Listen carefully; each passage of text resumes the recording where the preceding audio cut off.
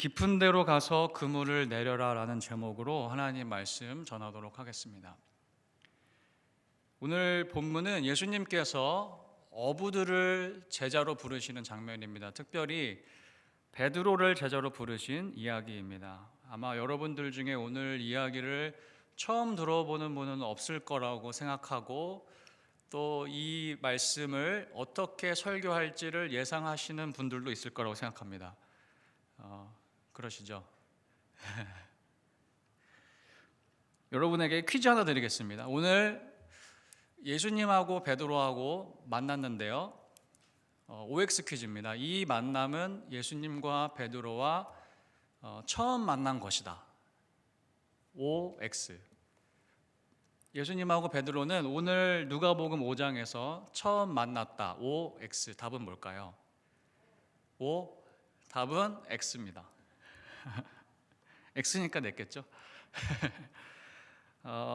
대부분 예수님과 베드로가 오늘 본문에서 처음 만났을 것이라고 생각하시겠지만 사실 예수님과 베드로는 구면입니다. 이미 만났습니다.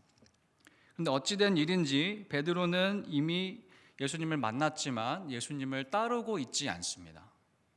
어부의 삶을 살고 있습니다.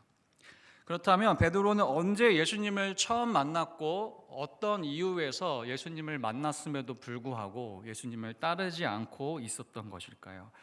사실 베드로와 예수님의 첫 만남에 대한 이야기는 요한복음 1장에 나타납니다. 여러분 시몬의 형제의 이름을 아시나요? 시몬의 형제 안드레. 안드레가 사실 예수님을 더 먼저 만났습니다.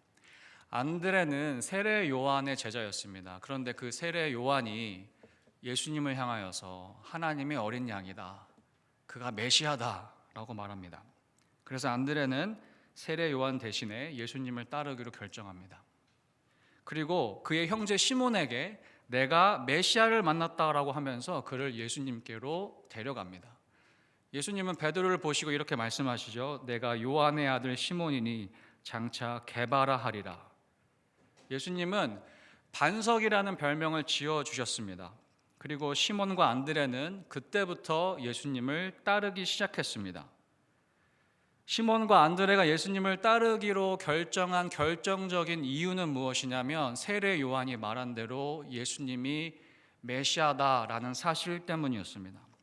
그런데 어찌된 일인지 오늘 본문에서 시몬과 안드레는 원래 어부의 삶으로 돌아가 있습니다. 도대체 무엇 때문에 그들은 예수님을 따르다가 어부의 삶을 살게 되었을까요? 한마디로 말씀드리면 그들은 메시아이신 예수님께 아주 크게 실망했기 때문입니다. 첫 번째 이유는 이렇습니다. 시몬과 안드레가 원래 세례 요한의 제자였잖아요.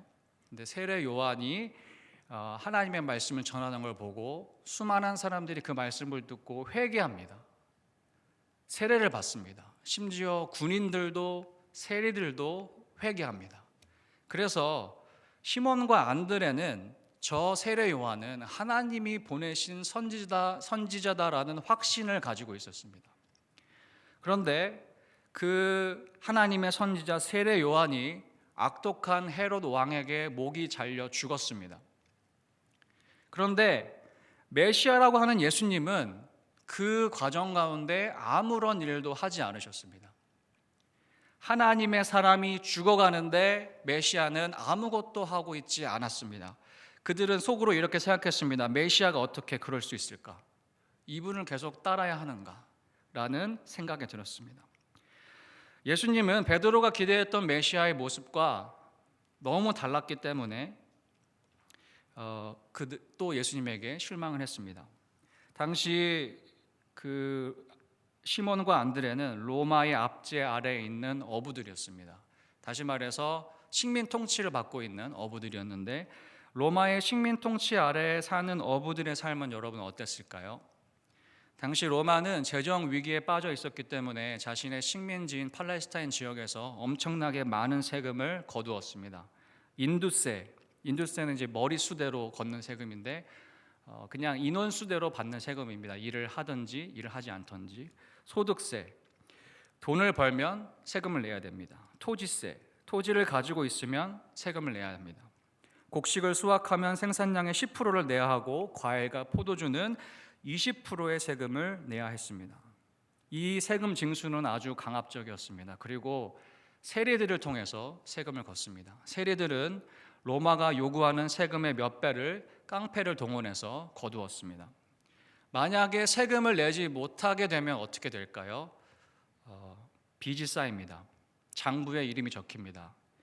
빚을 못 갚으면 어떻게 될까요? 밭이건 집이건 그릇이건 있는 재산은 모두 다 몰수당하고 가족들은 노예로 팔려갈 수 있습니다.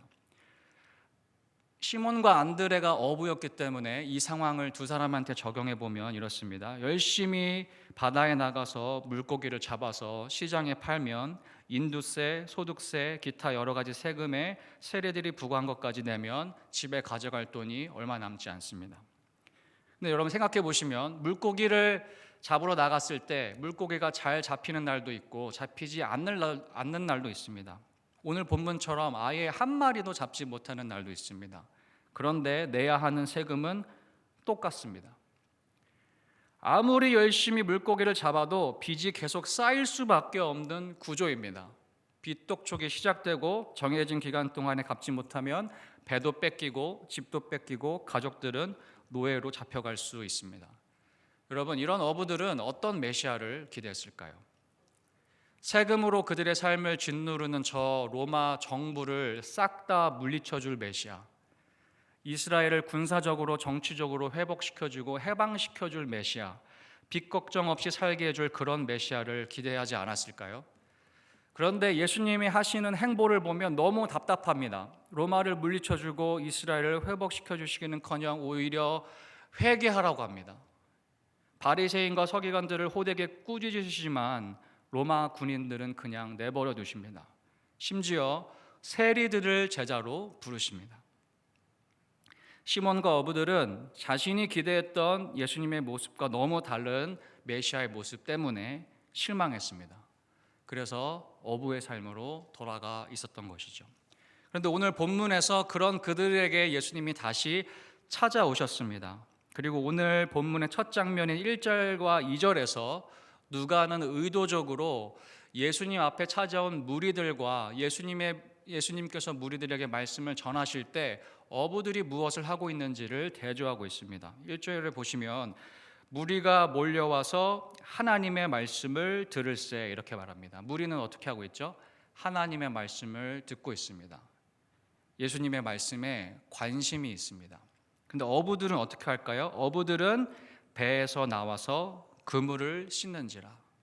예수님이 열심히 말씀을 전하시든지 말든지 코앞에 닥친 현실의 문제를 해결하려고 밤새 물고기를 잡으러 나갔다가 그만 허탕을 치고 그물을 정리하고 있습니다. 예수님에게 그분의 말씀에 관심이 전혀 없습니다. 그런데 여러분, 말씀을 하시는 예수님이 시몬에게 이렇게 말씀하십니다. 배를 좀 띄워달라. 사람들에게 좀 더 효과적으로 전달하시기 위해서 배에 오르십니다. 예수님은 그 시몬의 배 위에서 말씀을 전하십니다. 시몬은 밤새도록 그물을 내렸기 때문에 아주 굉장히 지쳐 있었습니다. 더군다나 한 마리도 잡지 못했기 때문에 기분이 아주 안 좋았습니다. 예수님의 말씀을 들을 생각이 아예 없었고 빨리 집에 가서 쉬고 싶었을 것입니다. 그런데 예수님이 시몬의 배를 빌려달라고 하십니다. 그리고 그 배에 오르셔서 말씀을 전하기 시작합니다. 시몬은 어쩔 수 없이 예수님의 말씀을 듣게 되었습니다. 말씀을 마치신 예수님이 시몬에게 이렇게 말씀하십니다. 깊은 데로 가서 그물을 내려 고기를 잡으라. 예수님이 시몬에게 뭐라고 말씀하셨다고요? 깊은 데로 가서 그물을 내려서 고기를 잡으라. 여러분, 시몬은 갈릴리 호수에서 잔뼈가 굵은 베테랑 어부입니다. 어느 포인트에 어느 시간에 어떻게 그물을 내려야 하는지 아주 정확하게 아는 사람입니다. 이걸로 생계를 해결하는 사람입니다. 시몬이 왜 밤새도록 그물을 내렸을까요? 그것은 물고기들이 밤이 되면 수면 위로 올라오기 때문입니다. 그래서 밤새도록 그물을 던졌는데 한 마리도 잡지 못했습니다. 여러분, 예수님의 직업은 무엇이죠? 예수님은 목수이십니다. 어부랑 전혀 상관이 없습니다. 그런데 그런 어부에게 목수가 이렇게 이야기합니다. 깊은 데로 가서 그물을 내려서 고기를 잡으라. 그것도 밝은 아침에, 물고기들이 나오지 않는 그 아침에 가서 물고기를 잡으라. 여러분, 베드로가 뭐라고 대답했냐면, 선생님, 우리들이 밤이 새도록 수고하였으되 잡은 것이 없지만은 말씀에 의지하여 내가 그물을 내리리다 하고, 이렇게 말합니다. 이 한글 성경으로 보면 마치 베드로가 예수님의 말씀을 듣고 순종하는 마음으로 그물을 내린 것 같습니다. 그런데 사실 원어에 보면 말씀에 의지하여라는 표현은 없는 표현입니다. 사실 원어의 느낌을 더 살려서 베드로가 한 말을 다시 번역해 보면 이렇습니다. 예수님, 제가 어제 밤새도록 그물 다 내려봤어요. 예수님, 제가 몇 년 동안 이 일을 했는 줄 아세요? 이 정도 했는데 안 잡히는 거면 오늘 안 잡히는 날이에요. 진짜 귀찮고 짜증나는데 근데 말씀하시니까 한번 던져보기는 할게요 라는 마음으로 그물을 던졌습니다. 예수님의 말씀이 믿어져서 이해가 돼서가 아니라 더 이상 할 게 없기도 하고 에라 모르겠다라는 식으로 깊은 데로 가서 그물을 내렸습니다. 여러분, 어떻게 됐을까요? 갑자기 그물이 쑥 내려갑니다. 고래가 잡아당기는 것처럼 아주 강력한 힘이 느껴집니다. 그물이 팽팽해졌습니다. 시몬과 안드레가 감당할 수 없었습니다. 그래서 주변에 있었던 야고보와 요한을 불렀습니다. 그런데 그물이 찢어지기 시작합니다. 잡을 수가 없습니다. 겨우 아주 힘겹게 그물을 잡아당겨서 배에 올렸습니다. 여러분, 얼마나 잡혔을까요? 오늘 성경에 이렇게 표현합니다. 시몬의 배가 얼마나 큰 배였는지 모르겠지만 배가 가라앉을 정도로 잡혔다라고 말합니다. 배가 물속으로 들어갈 만큼 물고기가 잡혔습니다. 아마 평생 동안 이런 많은 물고기를 베드로는 잡아본 적이 없었을 것입니다. 근데 여러분, 정말 신기한 부분은 물고기가 이렇게 많이 잡힌 것이 아닙니다. 정말 신기한 일은 베드로가 이 일을 경험하고 나서 예수님께 한 행동과 말입니다. 여러분이 어부이고 지금 예수님이 여러분을 통해서 이렇게 많은 물고기를 잡게 해주셨습니다. 1세기에 있는 식민 통치 아래에 있는 어부들이라면 어떻게 반응해야 될까요? 예수님, 내일도 꼭 와서 도와주세요. 예수님, 더도 말고 덜도 말고 딱 한 달만 도와주세요. 그러면 저희가 빚도 다 갚고 아주 편안하게 살 수 있을 것 같아요. 예수님, 제발 부탁이에요. 이렇게 말해야 되지 않습니까? 근데 베드로는 물고기가 얼마나 잡혔는지에 전혀 관심이 없습니다.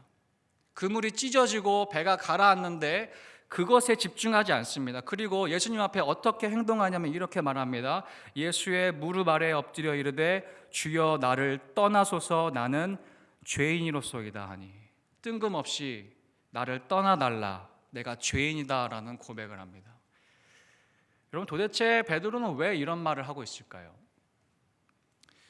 시몬은 경험적으로 이 아침에 물고기들이 다 숨어 들어간 깊은 곳에 이렇게 많은 물고기를 잡게 해주실 수 있는 예수님은 갈릴리 호수에 있는 모든 물고기들을 마음대로 다스릴 수 있는 분이라는 것을 알게 된 것입니다. 그리고 그렇게 할 수 있는 분은 이 세상에 딱 한 분밖에 없다는 것을 알았습니다. 그분은 누굽니까? 바로 자신이 오랫동안 믿어왔던 여호와 하나님밖에 없습니다. 이 세상을 지으시고 아브라함에게 약속하시고 그 약속을 이루어 가시는 여호와 하나님밖에 없다는 것을 그 순간에 깨닫게 된 것입니다. 그리고 그 베드로 앞에 지금 서 계신 그분이, 예수님이 하나님이시라는 것을 알게 됐습니다. 그물을 던지기 전에 베드로는 예수님을 뭐라고 부르냐면 선생님이라고 부릅니다. 랍비라고 부릅니다. 그냥 하나님의 말씀을 가르쳐주는 랍비들 중에 한 사람 정도로 여겼습니다. 그런데 그물을 던지고 나서 예수님을 뭐라고 부르냐면 주님, 원어로 보면 큐리오스라고 합니다. 큐리오스를 히브리어로 번역하면 아도나이입니다. 아도나이는 이스라엘 사람들이 여호와 하나님의 이름을 감히 부를 수 없어서 불렀던 여호와 하나님의 이름입니다. 나의 주님, 아도나이. 지금까지 베드로는 예수님이 메시아라고 생각했습니다. 그렇지만 자신의 문제를 해결해 주지 않는다는 이유로, 자신의 기대와 다르다는 이유로 그분을 따르지 않았습니다. 그분과 멀어져 있었습니다. 그런데 깊은 곳에 그물을 던져보라는 그분의 말씀대로 했을 때 무엇을 경험했냐면, 자신에게 깊은 곳에 그물을 내려보라는 그분은 갈릴리에 있는 모든 물고기뿐만 아니라 이 세상을 통치하시는 전능하신 여호와 하나님이라는 것을 깨닫게 되었습니다. 동시에 무엇을 깨달았냐면, 그런 하나님을 믿지 못했던, 그 하나님으로부터 멀어져 있었던 자신의 교만함과 자기 중심성을 깨달았습니다. 지금까지 문제는 로마에게 있었고 예수님에게 있었다고 생각했습니다. 그런데 문제는 자신에게 있었습니다.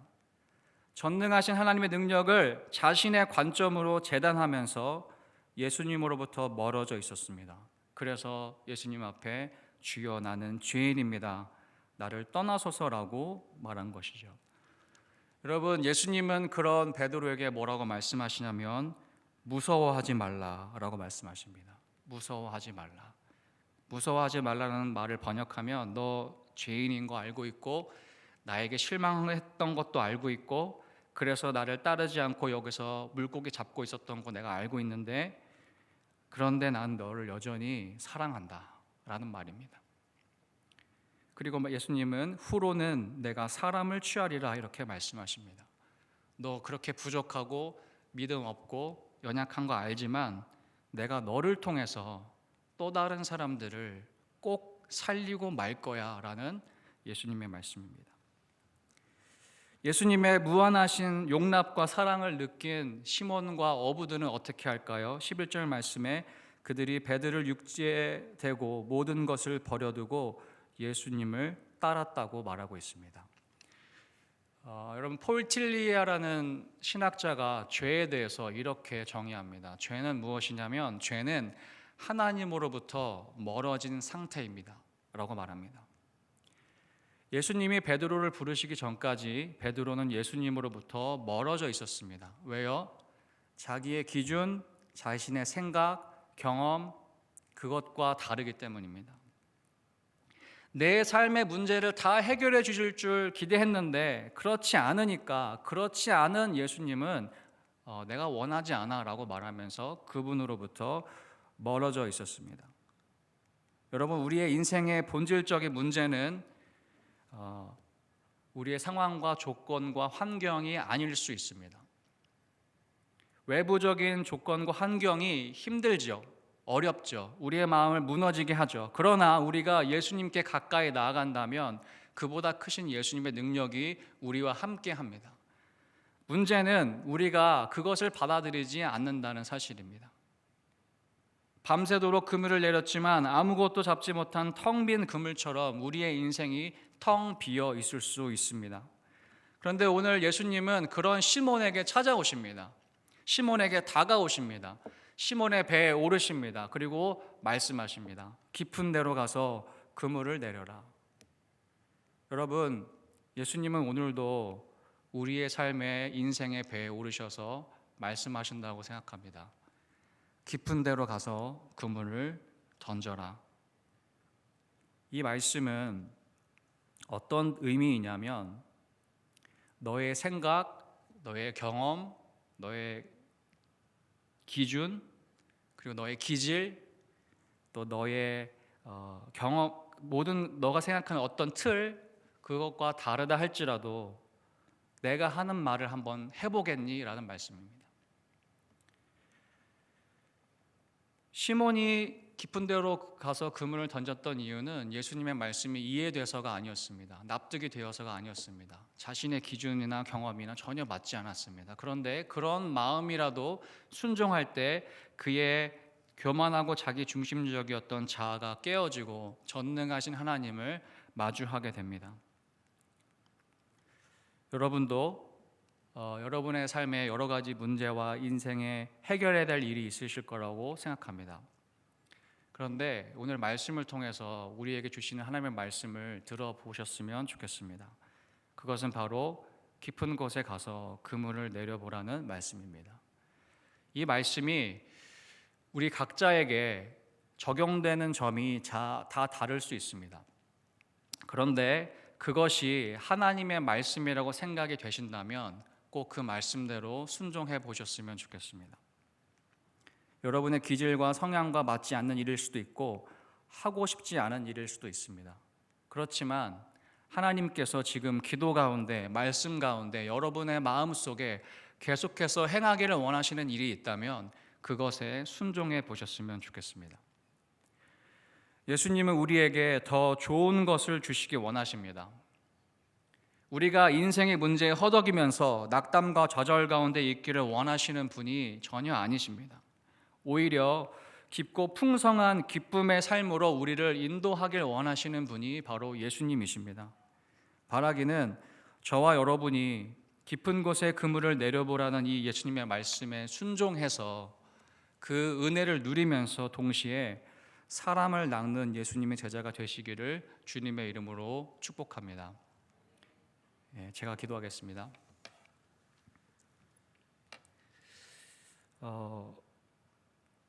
자신이 기대하고 바랬던 모습과 너무 달랐던 예수님으로부터 멀어져서 밤새도록 그물을 내렸지만 아무것도 잡지 못했던 시몬에게 찾아오셔서 깊은 곳에 그물을 내려보라고 말씀하신 예수님, 오늘 우리에게도 찾아오시고 우리에게도 말씀하시는 줄 믿습니다.